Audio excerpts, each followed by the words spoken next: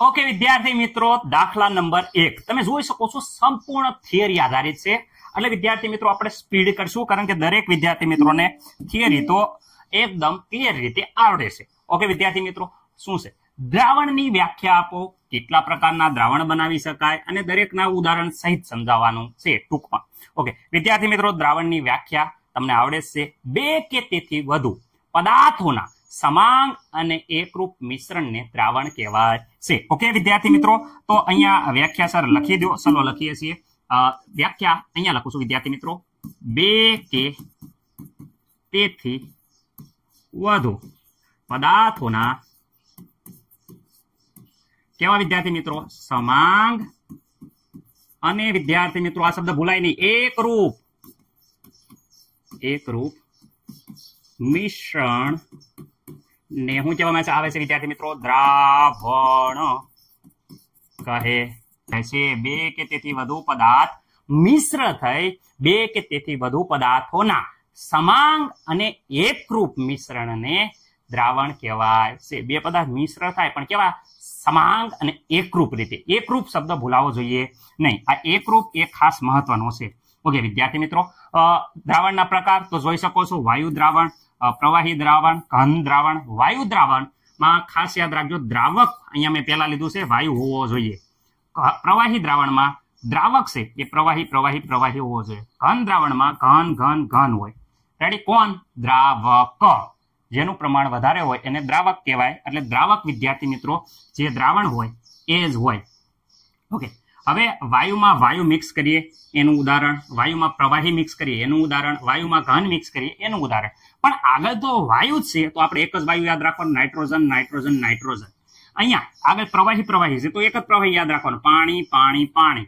આગળ ઘન છે તો આપણે ઘન જ યાદ રાખવાનું, પ્લેટિનમ, સોડિયમ અને ગોલ્ડ. આ ત્રણેય ધાતુ છે અને ધાતુ ઘન સ્વરૂપે છે એટલે ઘન યાદ રાખ્યો. ઓકે, હવે મિક્સ કરવાની જે વાત આવે છે એમાં ખાસ ધ્યાન રાખજો કે ભાઈ વાયુમાં વાયુ મિક્સ કરો. બીજો વાયુનું નામ લખો તો ઓક્સિજન વાયુ. રેડી? નું મિશ્રણ ઓક્સિજન શ્વાસ લેવામાં કામ આવે, જીવન માટે કામમાં છે. વાયુમાં પ્રવાહી તો બીજો વાયુ પ્રવાહી એવો ક્લોરોફોર્મ. વિદ્યાર્થી મિત્રો ક્લોરોફોર્મ. રેડી? ઓક્સિજન વાયુ શ્વાસ લેવામાં જીવવામાં કામ આવે, જ્યારે ક્લોરોફોર્મ બેભાન કરવામાં કામ આવે. તમને ખબર જ હશે પિક્ચરમાં ક્લોરોફોર્મ સુંઘાડ દે. રેડી? રૂમાલમાં બેભાન સીધો તો ક્લોરોફોર્મ. નાઇટ્રોજન વાયુ સાથે ઘન તો વિદ્યાર્થી મિત્રો ઘનમાં ક ઉપરથી ક્લોરોફોર્મ આવ્યું તો ક ઉપરથી લખો કપૂર. રેડી વિદ્યાર્થી મિત્રો? Okay sir. હવે અહીંયા જોઈ શકો છો પ્રવાહીમાં વાયુ મિક્સ કરવાનું. વાયુમાં તો એક જ આપણે હમણાં લખતા હતા. રેડી? પાણીમાં ઓક્સિજન વાયુ. રેડી? માછલીઓ શ્વાસન માટે ઉપયોગ કરે છે. પાણીમાં પ્રવાહી ઓગળેલો વાયુ. પ્રવાહીમાં પ્રવાહી તો પાણીમાં બીજું પ્રવાહી નાખો. પાણીમાં શું નાખવી? પાણીમાં દારૂ નાખો. એટલે વિદ્યાર્થી મિત્રો પાણીમાં ઇથેનોલ. શું નાખો?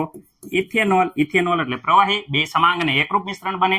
રેડી? ઓકે, પાણીમાં ઘન નાખો એટલે પાણીમાં ઘન શું છે?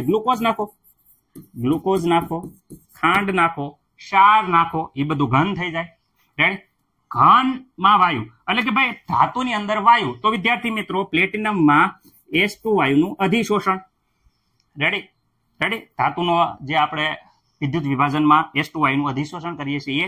ઓકે, અહીંયા ઘનમાં પ્રવાહી એટલે કે ધાતુમાં આપણે પ્રવાહી નાખવાનું. કયું પ્રવાહી નાખશું? તો એક જ પ્રવાહી છે જે મર્ક્યુરી. રેડી? મિક્સ કરો. રેડી? સોડિયમ સાથે મર્ક્યુરી, ઝિંક, સોડિયમ એમાલ્ગમ બને. રેડી વિદ્યાર્થી મિત્રો? ઘનમાં ઘન એટલે વિદ્યાર્થી મિત્રો સોનામાં નાખો, ચાંદી નાખો, કોપર નાખો, ગમે આપણે કોપર લખ્યું છે ચોપડીમાં તો સોનામાં કોપર મિક્સ કરો. રેડી? મજબૂતાઈ વધે સોનાની અને ઘરેણા બની શકે. રેડી? તો આ મિશ્ર છે એ વિદ્યાર્થી મિત્રો ઘનમાં ઘનનું ઉદાહરણ છે. ઓકે, બીજા પ્રશ્નમાં જુઓ કે ભાઈ એવું ઉદાહરણ આપો. અહીંયા ખાસ ધ્યાન આપો. અહીંયા શું કહે છે કે ભાઈ એવું ઉદાહરણ આપો. તમે જોઈ શકો છો કે ઘન દ્રાવણનું હોય જેમાં વાયુ દ્રાવ્ય હોય. તો જો ઘન દ્રાવણ છે, આ ઘન દ્રાવણ છે જેમાં વાયુ હોય. ઘનમાં વાયુ તો વિદ્યાર્થી મિત્રો જોઈ શકો છો પેલેડિયમ, S2 વાયુ. પેલેડિયમમાં S2 વાયુનું અધિશોષણ. ઓકે, પ્રશ્ન તમને પહેલો અને બીજો બંને આવડી ગયો હશે એવી આશા સાથે. રેડી? સરળતાથી ઉદાહરણ યાદ રહી જાય એ પેટર્નમાં આપણે લખાયા છે.